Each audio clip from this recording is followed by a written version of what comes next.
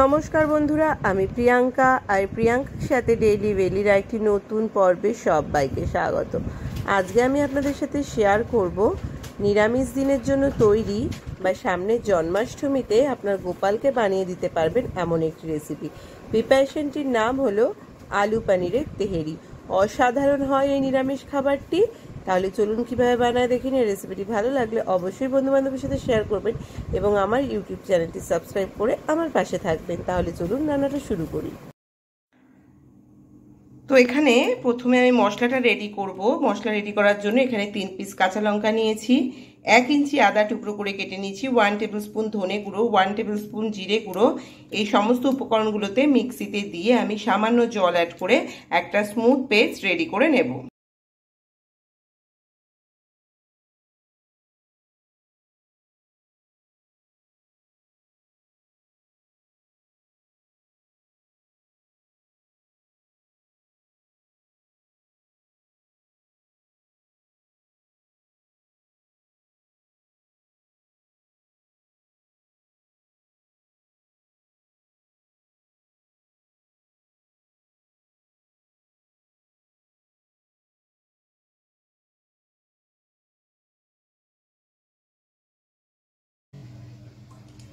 One table spoon সর্ষের তেল দিয়ে দিলাম।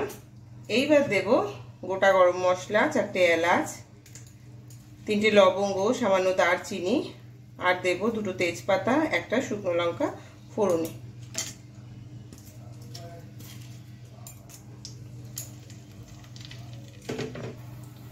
ফোড়নটা যে ফ্রাই হয়ে সুন্দর গন্ধ বেরাচ্ছে, যে মশলার পেস্টটা আমি রেডি করেছি সেটা দিয়ে দিলাম।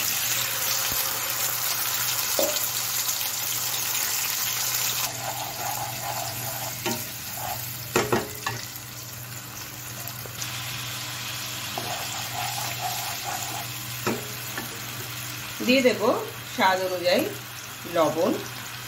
এখানে 250 গ্রাম চাল দিয়ে আমি তৈরি করছি, তো সেই পরিমাণে মশলা কিন্তু আমি অ্যাড করছি। স্বাদ অনুযায়ী চিনি দিয়ে দিলাম। দিয়ে দেবো হলুদ গুঁড়ো আর কাশ্মীরি লঙ্কার গুঁড়ো।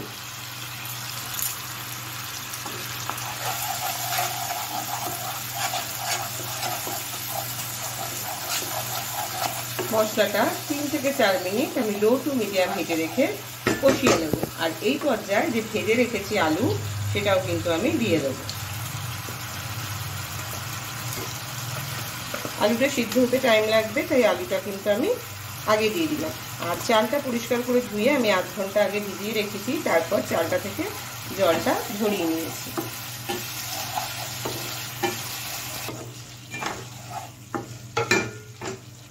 মশলাটা দিয়ে 50% কষা হয়ে গেছে, দিয়ে দিলাম কাজু আর কিশমিশ। কাজু কিশমিশ দিয়ে একটু নাড়াচাড়া করে নেব। আর এবার কি করব, যে চালটা আমি ভিজিয়ে রেখেছি সেই চালটাও দিয়ে দেব।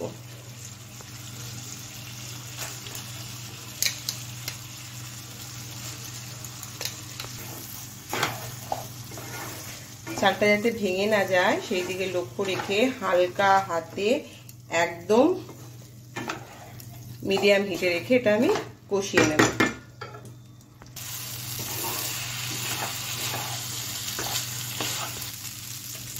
চালের কালার চেঞ্জ হয়ে এসছে, দেখুন সাদা সাদা হয়ে গেছে চালটা, মানে চালটা কিন্তু আমার রেডি হয়ে গেছে।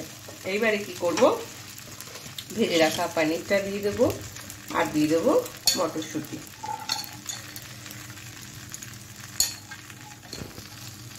মটরশুঁটি দিয়ে দিলাম। এইবারে হাই হিটে আরও 1 মিনিটের মতো আমি একটুখানি সমস্ত উপকরণ ভালোভাবে মিশিয়ে নেব।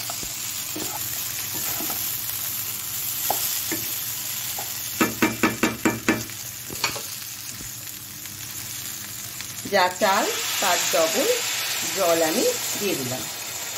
এইবার যেটা করব, একদম হাই হিটে এটা আমি ফুটতে দেব। যতক্ষণ না জলটা ফুটে উঠছে ততক্ষণ পর্যন্ত এটা আমি হাই হিটেই রাখবো। জলটা যেই ফুটে উঠেছে, এইবার ঢাকা দিয়ে একদম হিট সিম করে 10 মিনিটের মতো এটা আমি রান্না করে ফিরে আসবো।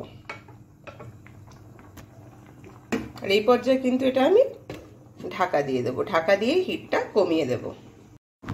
10 মিনিট রান্না করে ঢাকনাটা খুলে নিয়েছি। এই পর্যায়ে নুন মিষ্টিটা অবশ্যই চেক করে নেবেন। আর 1 টেবিলস্পুন ঘি আমি ছড়িয়ে দিয়েছি, কিছু টেকনিক্যাল প্রবলেমের জন্য সেটা দেখানো সম্ভব হয়নি। এই পর্যায়ে অবশ্যই ঘিটা ছড়িয়ে দেবেন আর ঢাকা দিয়ে আরও কিছুক্ষণ এটা আমি রান্না করে নেব।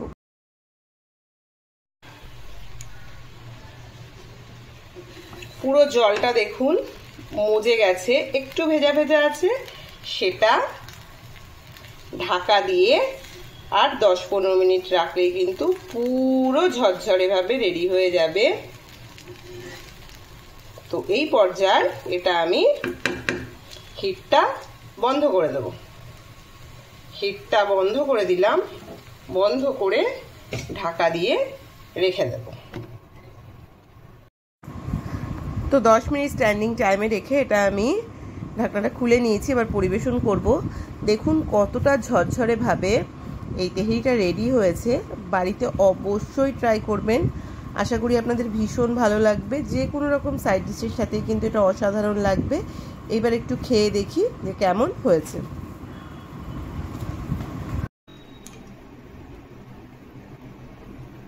একটু মটরশুঁটি নিলাম, পনির নিলাম, আলু নিলাম।